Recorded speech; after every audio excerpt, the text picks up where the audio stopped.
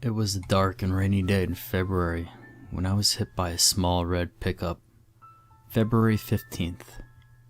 I was told I flew 15 feet before landing smack on my head. Apparently, the driver was drunk and didn't see me crossing. I don't remember that day at all.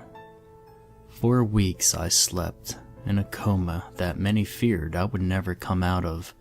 I was placed in a ward of children and teens with major bodily harm or disease. My roommate was a boy named Mason. I never did find out his last name. For the time in which I slept, he found out bits and pieces of me from my various visitors, my favorite color, what music I liked, and other random things. The day I woke up, I was showered with love and attention from my family, and it took me almost an hour to realize the presence of the boy laying in the bed beside me. He flashed me a lopsided grin and quietly went back to the book he was reading. Eventually, I was left in peace, and after about 20 minutes of mental debate, I spoke up and asked him his name. His voice was smooth and low and never failed to make me shudder. We spent the rest of the evening playing 20 questions and becoming familiar with each other. Eventually, my doctor would break our quality time and give me the lowdown on my injuries and what the healing process would be like.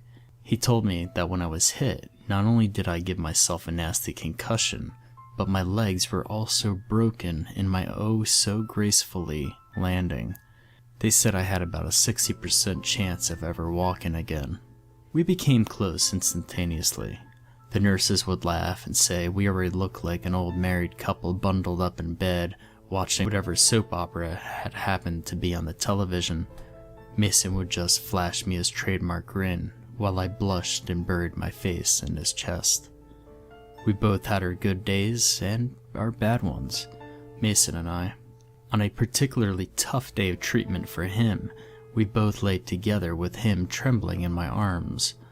I'll never forget the feeling of his soft hiccups or the knot at the pit of my stomach. I finally got up the courage and asked him the million-dollar question. It turns out, he had Hodgkin's disease. I don't think either of us slept that night. While my legs were transitioning from casts to braces, Mason's chemotherapy began. However, without fail, when I'd come back frustrated or in tears over a difficult session of therapy, he'd be there to comfort me with soothing words and reruns of I Love Lucy.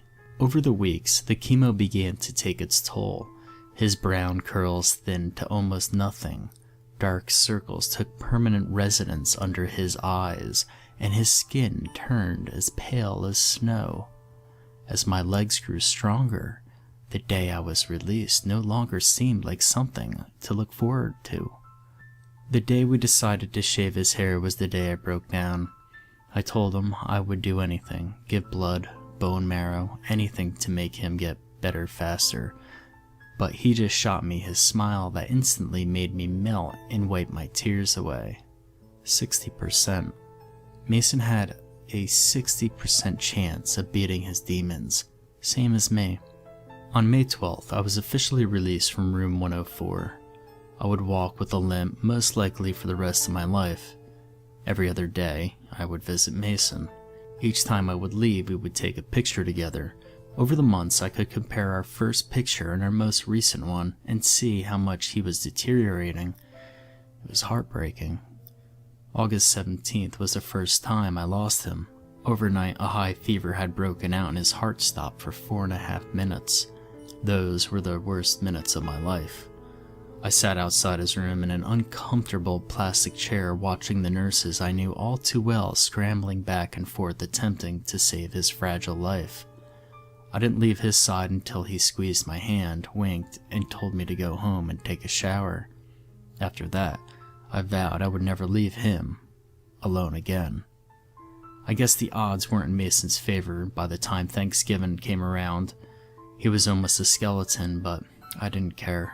He confided in me that night. except in the fact that his time was almost up and promising to wait for me on the other side. I begged him not to go, but he just lightly shook his head and rubbed soft circles into my back. He wasn't going to survive to see Christmas. That was 2 months ago. No longer being able to bear to see him hooked up to all sorts of machines, we decided to steal away in the night together. I bundled him and drove away in my mother's car until we arrived at an old cabin my family would stay in during the holidays.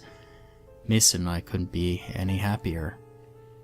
I don't care that I'm on the news every night, or that every cop in the county is looking for me.